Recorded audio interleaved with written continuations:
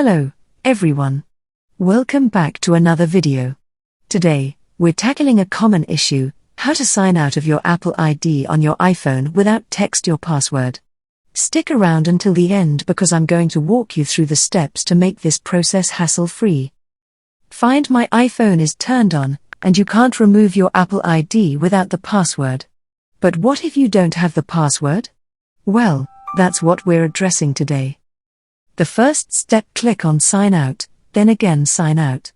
Then you will see warning is now here, then select Sign Out. Once that's done, head back to your iPhone settings. You can now sign in your new Apple ID. And there you have it. That's how you can sign out of your Apple ID on your iPhone. If you found this video helpful, don't forget to give it a thumbs up, leave a comment, and subscribe for more tech tips. Thanks for watching, and I'll catch you in the next one.